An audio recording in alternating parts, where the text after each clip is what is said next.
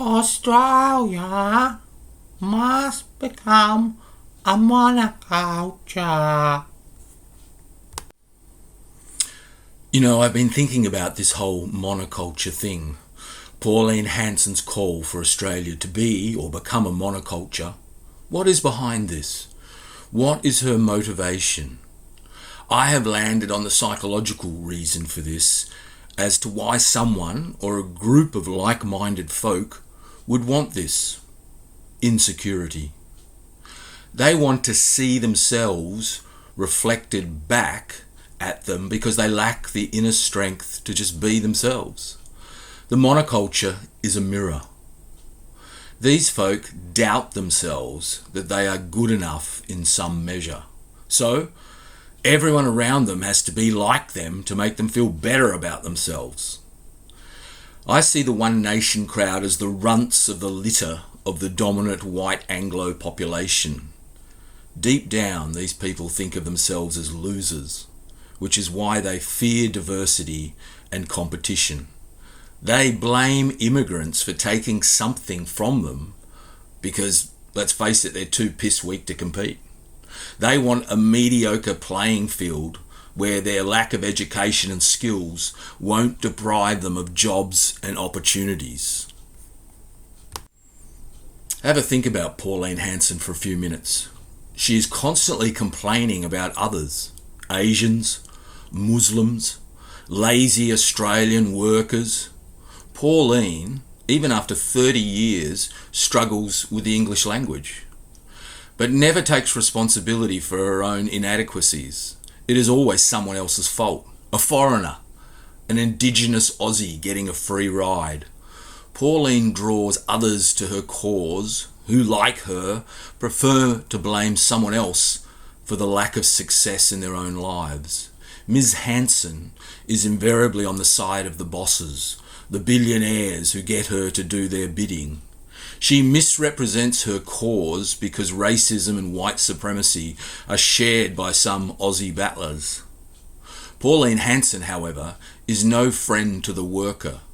Her parliamentary voting record makes that crystal clear. Australia is not going to be a better place surrounded by One Nation types. Eventually, they will have to fall on each other once they have expelled all the migrants. People like this always need someone or other to blame for their inadequacies. The Nazis eventually ran out of Jews, LGBTQI folk and Eastern Europeans in their concentration and death camps. One Nation will be the same. Then they will start persecuting some within their own group. Folk who are not Anglo-Australian enough. How many generations are you? Will you be Aussie enough for Pauline in the end? The monoculture mirror will get stricter and more exclusive. The blame game will continue, demonising the other. These are some of the things that Pauline Hanson said at her National Press Club speech recently. Australian workers are lazy, always on their phones rather than working. No more pay rises for them under One Nation. No paid parental leave for any workers either. According to Pauline, 51.5% of the Australian population were either not born here or their parents weren't. Despite this, Pauline Hanson wants an end to multiculturalism and a return to a white Anglo monoculture. Talk about pipe dreams in a population of 28 million Australians. This is neither feasible or realistic. In line with this, Hanson wants an end to SBS and the ABC as government-funded entities. The white supremacist racist wants to cancel any media in opposition to her reactionary agenda. A vote for One Nation means her way or the highway. Why is Pauline Hanson and her One Nation party suddenly so popular? Donald Trump is the answer. Trump has upset the world order, and this has caused anxiety in many Australians. Pauline Hanson is, in her strident politics of grievance, appears to be a strong leader with simple solutions. Adolf Hitler and pre-war Germany became popular on the same basis, attacking migrants, communists and Jews. In Pauline's case, it is Muslims. Hanson has said there are no good Muslims. Authoritarian leaders like Trump and Hanson appeal to frightened little people who want to lash out and blame others for their predicament. Blame it on the refugee and immigrant. Blame it on the LGBTQI community. Blame it on greenies. Blame it on women. Blame it on the Indigenous. All of these groups cop it from far-right politicians like Pauline Hanson. Populist racism is on the rise down under. Nazis are booing at Anzac Day ceremonies. Flag-waving One Nation types are marching against diversity and multiculturalism. Perhaps people are looking to make a protest vote to hopefully pull down the institutional edifice they have lost confidence in. However, as we have seen in Trumpland, all you are doing is exchanging a worse bunch of crooks in the swamp. Right-wing types are more extreme in every sense, including their criminality. Why do you think Hanson has banned the ABC from her press conferences? Like Donald Trump, she wants no challenging questions from investigative journalists. Authoritarians hate to be questioned about their activities. Pauline Hanson loves Trump and is following his playbook for power. The Donald Trump experiment in America has put clowns and crooks in charge of that superpower. The resulting wars, tariffs, extreme deportation immigration policy, and media censorship have made the US a danger to itself and others. The dumbest move that Australia could make would be to follow suit by backing Pauline Hanson into power.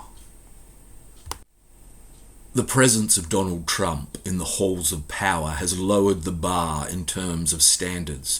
Trump is a grifter, a con man, someone who fakes confidence to give the impression he knows what he is doing. The US economy and where it is heading tells a different story. Inflation rising and affordability issues for the average American are a real challenge.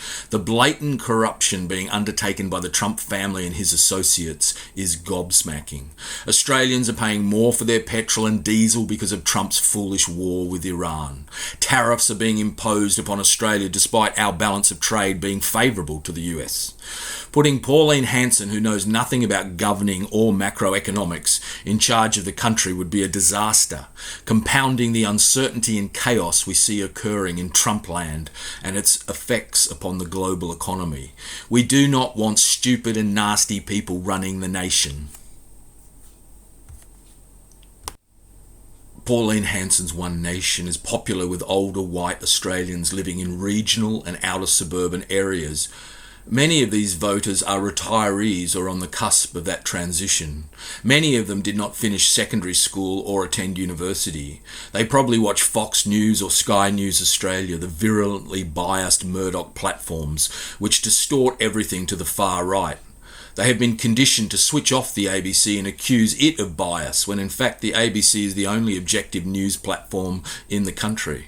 The right-wing media promotes an anti-woke agenda by frequently exaggerating instances of perceived political correctness. Beat-up stories about gender reassignment are favourites to outrage viewers. The truth is that these occurrences are less than a handful out of a population of 28 million Australians. The News Corp motto is "Don't let the facts get in the way of a good story." Social media is, of course, an American invention and controlled by the billionaire oligarchy over there. Elon Musk and X, formerly known as Twitter, Mark Zuckerberg and Facebook and Insta. Now TikTok has been taken over by the oligarchy in America as well. Big tech backs Trump, as we have all seen in recent times. Controlling the media is part of the authoritarian push in the US. The online support for reform in the UK and One Nation down under are not accidental things, but orchestrated campaigns by right-wing concerns funded by billionaires. This whole protest vote movement thing is another beat-up. Uneducated folk are vulnerable to this stuff because they have no idea how the internet actually works. They just use it and consume stuff on it. If I asked the average person how the web and search engines function, they would be hard-pressed to provide cogent answers to my question, especially anyone over the age of 50. Pauline Hanson makes a speech to the National Press Club and accuses Australian workers of being lazy and undeserving of any pay rise or parental leave. This in an economic time of rising inflation thanks to Trump. She proclaims her desire to turn Australia into a monoculture of people like herself. This despite 51.5% of the nation's population being migrants or the children of migrants. What does that mean? She and Barnaby Joyce are against multiculturalism. Australia is often held up as a multicultural success story. Politicians promoting the politics of grievance always talk their country down. They exaggerate issues to help themselves get elected. Trump did it all the time and continues to do so. Pauline Hanson hates the ABC and SBS, apparently. Hanson wants them defunded and has banned the ABC from her press conferences. In actual fact, the ABC is one of the best things about Australia, and we are lucky to have such an objective news platform when the opposite flourishes elsewhere. Investigative journalism only really exists in places like the ABC. It's time to start asking some hard questions. You know, there are a lot of people who just use technology without questioning its provenance. The smartphone and those apps become their new normal. Well, stupid is as stupid does, to quote a great philosopher. Big tech is American. Social media is an American invention, and American billionaires own it and control it. AI, those chatbots, are not neutral machines, but have settings defined by their controllers. The information you are getting is formulated via these powers that be. You really need to ask yourself, what kind of human being are you? Are you some dumb pack animal doing what you are told, or are you a man or a woman? It is time to get out of your economic lane and start asking some hard questions. Most folk know that the world as we knew it is changing. America elected for the second time a president hardly worthy of the title. Trump is a crook, a misogynist, a racist, and incompetent at most things apart from bullying and ripping people off. The leader of the so-called free world is a runaway train heading for destruction, and he will take plenty of us with him. Perhaps you are a fan of the manosphere and see Trump as your UFC-loving champion. Well, I hope you hold tight and go down with his ship to the very bottom of the sea. The rest of us need to start asking some hard questions. Returning to the realm of that small screen you spend 10 hours or more a day staring into. Most of the content you watch is American. Doom scrolling is an American term. The world is infected with a nihilistic culture which has its roots in slavery, segregation, and apartheid. For decades, the global population has been fed American celebrity culture, which is like lipstick on a pig. Gloss and glamour painted over greed, inequality, and shallow materialism. Now we have the Elon Musks, the Zuckerbergs, and Bezoses drip-feeding the planet every minute with subscription-based deals for more sick product. Many around the world think they are American, despite not geographically living anywhere near the place. They drink its sweetly sick bourbon and coke, watch its sport and entertainment, and doom scroll down into its imagined dystopian future. American billionaires mess with their minds on social media and meddle in their politics via their riches, stoking anti-immigration fervour as they have done within their own borders, funding racists and neo-Nazi groups around the globe to stir up trouble and fuck with social cohesion. Fascist techno-lords like Musk and Peter Thiel plot the death of democracy whilst weak governments look on. We need to start asking some hard questions.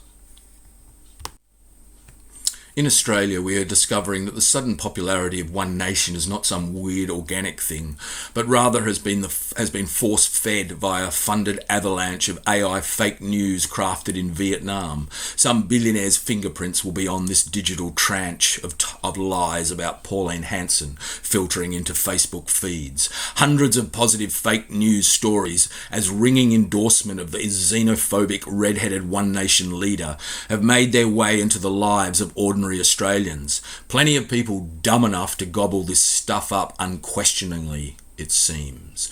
In an environment where many already think themselves American, the whole anti-immigration hate wave will rise them up. Weak individuals like to stand on the backs of beaten down others. Punching down is a favourite sport among the too pissed to think properly. Digital manipulation is no longer reserved for Photoshop, not in the age of AI. The scams are not all about money online. They can defraud your point of view too. If you believe everything you see on your screens, you are a bigger fool than I thought. In Australia, we have this expression about things not passing the pub test. Well, it is a pretty low bar when those judging are pissed at the pub. It says a lot about these Australians and how stupid they are, jumping on the One Nation bandwagon, a convoy of racist, white supremacists and whinging losers. Blaming others for your problems is not a trait I endorse or want to join any group who hold that up as their reason for existing. Go and live in Trumpland and leave the rest of us to enjoy Australia. The rest of us need to start asking some hard questions. Populism of the far-right variety is not some natural occurrence or trend happening at the moment. It is an artificially fed and funded campaign coming from the United States and billionaire money. Reform in the UK and its various ecosystem components like GB News have received around £200 million over the last 5 years from US and overseas sources. Billionaires funding the far right. The social media echo chamber with hugely popular accounts on X and Facebook promoting these populist themes are not UK-based accounts, but can be traced back to America. Mining the politics of grievance is being done with a military-like precision and strategy. A lot of people have asked me to describe what the gaping maw is all about. This is a modern phenomenon which is impacting globally, especially in Western cities and communities. The gaping maw refers to the black hole facing our civilization in the 21st century. The monstrous dangers confronting humanity via climate change and the breakdown of the existing social order as we have known it. Many of us around the world are in denial about the cataclysmic future which awaits us and our children. It is like the gaping maw of a predator which is about to savage us and consume our civilization. Some can feel the rank breath of this upcoming catastrophe, and yet others remain rooted in defiant indifference to our fate. You've been listening to Robert Sudha Hamilton. My writing's available on midasword.com.au, midasword.com.au. Thanks for listening.